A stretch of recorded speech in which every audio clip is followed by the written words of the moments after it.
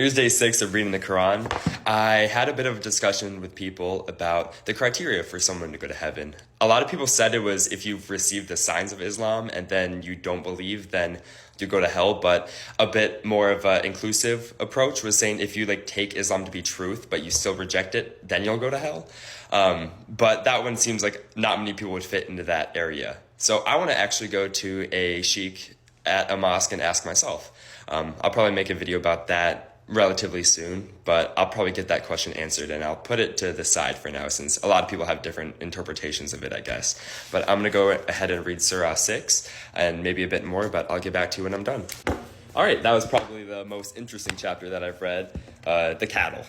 And a question right off the bat is the structure of it. How come it's in section 2, it'll be say, travel the earth and see what was the end of those who rejected the truth. Say, to whom belongeth all that in the heavens, blah, blah, blah. Why does it say and then something? How come this structure hasn't been like that for the other chapters and only this one? What's the point of all that? I'm sure most people know, but obviously I'm new to it. And another question that I had in verse 9 was, if we had made it an angel, we should have sent him as a man, and we certainly have caused them confusion in a matter which they have already covered with confusion. I think that might have been referring to Jesus and how people got confused over that, how they thought he actually died when really it was Judas who had Jesus' face on as a mask that died. But I think the main point of it was saying how Allah could send signs if he wanted to, and then everyone would believe, but that's not really the point. But to that, I'm asking, is it too hard to believe in Allah?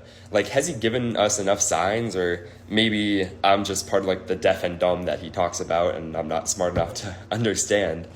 But I feel the barrier for entry is so high, and you have to do thousands of hours of research just to get to the understanding to believe. So I feel it's quite hard to believe in it, but I'm really trying to keep my mind open and look for all the signs I possibly can. Section 35, it says, if their spurning heads is hard on the mind, yet if thou were able to seek a tunnel in the ground or a ladder in the skies and bring them a sign, what good? If it were Allah's will, he could gather them unto true guidance, so be thou amongst those who are swayed by ignorance and impatience. Those who listen to the truth, be sure, will accept as the deed Allah will raise them up, and they'll be turned unto him.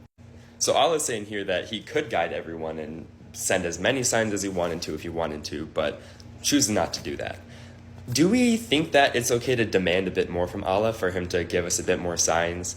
Because with what he's given us, I feel it's not enough basis for a supernatural event. I felt if Muslims could band together and say that we won't support him, then he might send us more signs. Do we think that would be a possibility?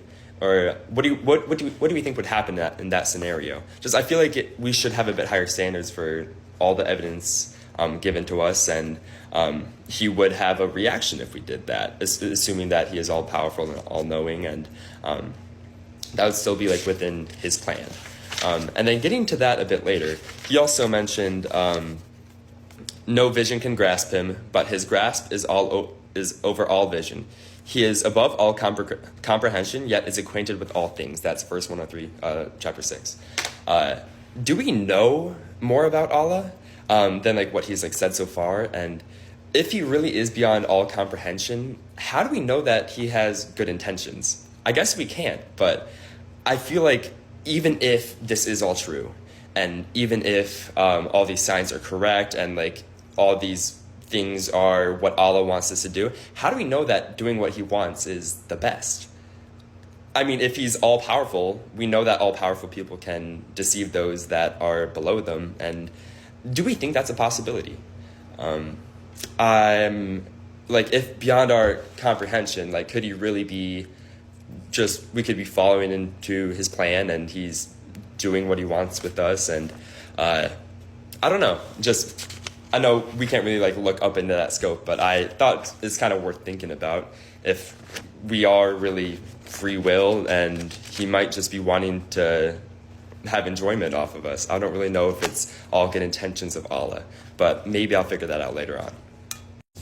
Also in verse 107, it says in like reference to like people like following false gods, if it had been Allah's plan, they would not have taken false gods, but we made thee not one to watch over their doings, nor art thou set over them to dispose of their affairs. So is this saying that Allah's plan hasn't been in effect? Because I thought that everything was Allah's plan, like everything like unwinding the way it does. But then it's saying like if it had been Allah's plan, like it'd been a different way. So how come like these events have happened and it hadn't been in accordance to Allah's plan if he's like all powerful and all knowing?